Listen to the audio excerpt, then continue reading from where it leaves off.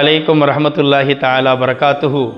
அன்புக்கினி அல்லாவின் நல்லடியார்களே, திரையில் வரக்கூடிய இந்த காட்சியை பாருங்கள். இந்த சகோதரருக்கு இடுப்புக்கு கீழே உறுப்பு கிடையாது. இவருக்கு வயது சுமார் 24 நெருங்குகின்றது. இவருக்கு இடுப்புக்கு கீழே உறுப்பு இல்லாட்டியும் கூட உலகத்தில் இவரை தெரியாதவர் எவருமே கிடையாது.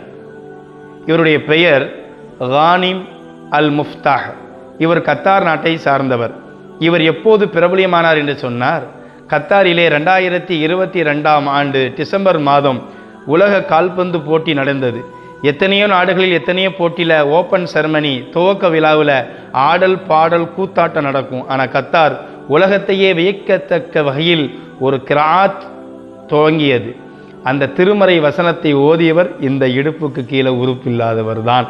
அவர் ஓதிய வசனம் என்ன தெரியுமா? மொத்தம் 400 கோடி பேர் அந்த நிகழ்ச்சியை லைவாக பார்த்தார்கள்.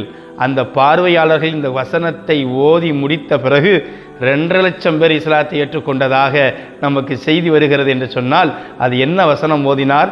யா அய்யுஹன்னாஸ் இன்னா ஹலக்னாக்கும் மின் தக்கரின் அவ் உன்சா. இதனுடைய பொருள் என்ன தெரியுமா? அந்த வசனம் முழு வசனம், ஓ மக்களே, ஓ முஸ்லிம்களே, ஓ கிறிஸ்தவர்களே, ஓ யூதர்களே, ஓ நஸ்ரானிகளே என்று தனித்தனியாக சொல்ல, ஓ மக்களே, அனைத்து மக்களுமே உங்களை ஒரே ஆண் பெண்ணிடமிருந்தான் நாங்கள் படைத்திருக்கிறோம்.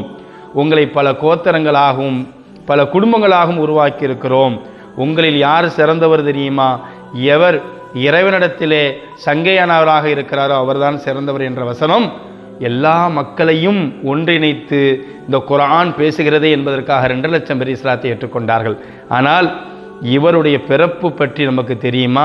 இவருடைய தாய் 2002 இவங்களுக்கு குழந்தை உண்டாகி ஸ்கேன் எடுத்து பார்த்ததில் ஃபேமிலி டாக்டரு தனியாக அந்த அம்மாவை கூப்பிட்டு சொல்கிறாங்க, அம்மா உனக்கு குழந்தை ஓகே, ஆனால் குழந்தைக்கு இடுப்புக்கு கீழே உறுப்பு கிடையாதும்மா, கருவை கலைச்சிடலாமா அப்படின்னு கேட்கும்போது அந்த அம்மா பொறுங்க என் வீட்டுக்கார்ட்ட கேட்டு வரேன்னு சொல்லி வெளியே வந்து வீட்டுக்கார்ட்ட சொன்னிச்சு, எங்க நமக்கு அல்லாஹு தாலா 86 வயசாகி இப்ராஹிம் நபிக்கு குழந்தை கொடுக்கல, 90 வயசாகியும் சக்கரையா குழந்தை கொடுக்க, அதுக்கடுத்து தான் கொடுத்தான். ஆனால் அல்லாஹ் நமக்கு இப்பவுமே குழந்தை தந்துட்டான். ஆனால் என்ன பிரச்சனைனா இடுப்புக்கு கீழே உறுப்பு இல்லை. எனவே அந்த பிள்ளைக்கு வலது காலாக நான் இருந்துக்கிடுதேன், இடது காலாக நீங்கள் இருக்கலாமா என்று கேட்டு கணவனுடைய ஒப்பீனியன் கேட்டு அந்த குழந்தையை கஷ்டப்பட்டு பெற்று மார்க்க கல்வியை கற்றுக் கொடுத்தால் ஒரு தாயினுடைய வளர்ப்பு தான் ஒரு குழந்தையை, ஒரு தாயினுடைய நியத்தை தான் ஒரு குழந்தையாக ஆக்கும். இம்மையிலும் அல்லாஹ் தௌஃபீக்